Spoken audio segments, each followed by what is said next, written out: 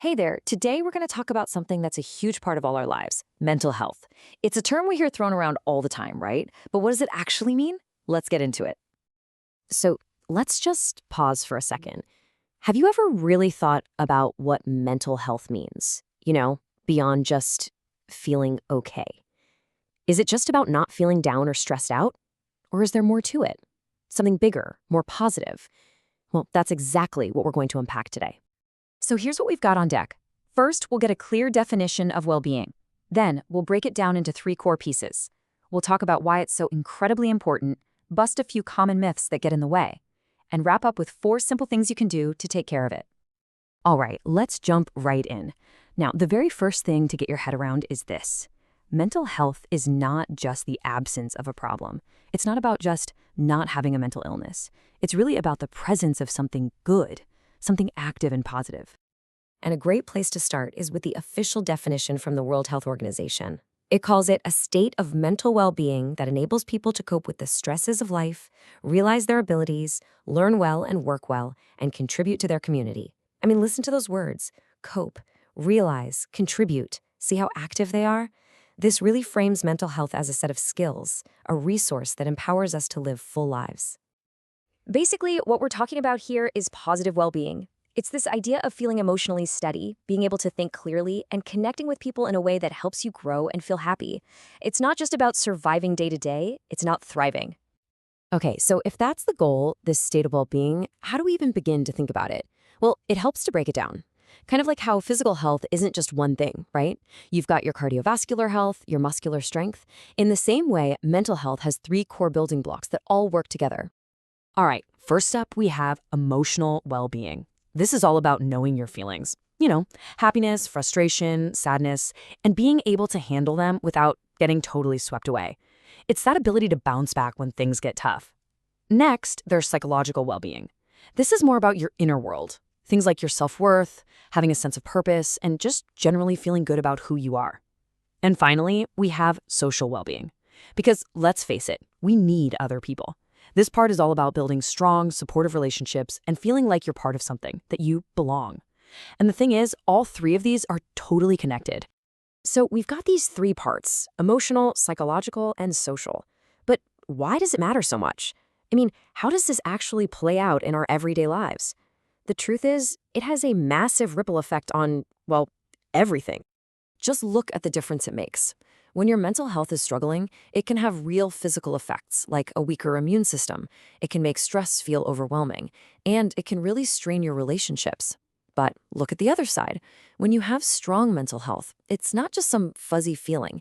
It leads to real, tangible things. You sleep better, you're more likely to have healthier habits, you build deeper connections, and you can focus and achieve more. It's a perfect example of how our minds and bodies are completely linked.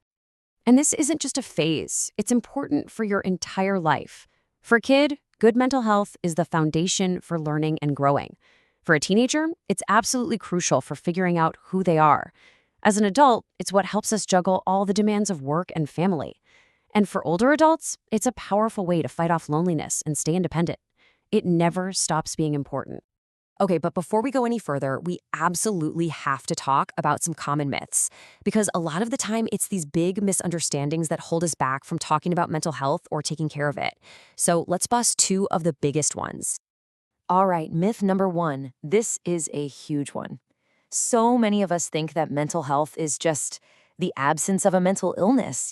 The idea that if you don't have a diagnosis like depression or anxiety, then you must be fine. But that is just not the full picture. The reality is, mental health is a spectrum. Think of it as a continuum. It's a dynamic, positive state of flourishing. You can have no diagnosed illness at all, but still feel like you're just getting by, not really thriving. And on the other hand, someone who is living with a mental health condition can absolutely work towards and achieve a really strong sense of well-being. Okay, myth number 2. And honestly, this one might be the most harmful of all.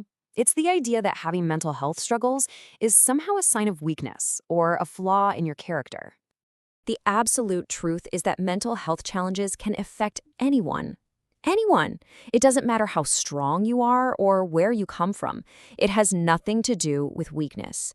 In fact, being able to recognize that you need help and then actually asking for it, that is a profound sign of strength. Okay, so with all that in mind, what can we actually do? How can we actively support our own well-being? The big secret here is that you don't have to wait for a crisis. It's all about building small, consistent habits that nurture you every day, and it's probably way simpler than you think. So here are 4 really practical things you can start with. First, practice self-reflection.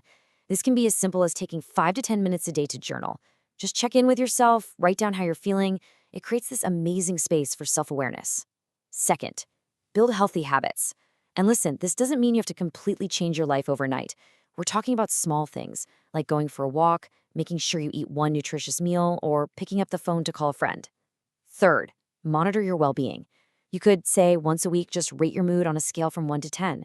It sounds simple, but it can help you spot patterns before they become a bigger deal. And fourth, seek resources. Know where you can turn for good information. This could be a professional or even just trusted websites like the World Health Organization or the CDC. Just knowing where to look is a huge step. So, if there's just one thing you remember from all of this, let it be this. Your mental health is a vital resource. It's not a problem that needs fixing. It's a core part of you that deserves to be nurtured and protected every single day, just like your physical health. And that brings us to one final thought, a question just for you. It doesn't have to be some huge, life-changing thing. Just think, what is one small step, one tiny thing you can do this week to nurture your own well-being? I'd really encourage you to think on that.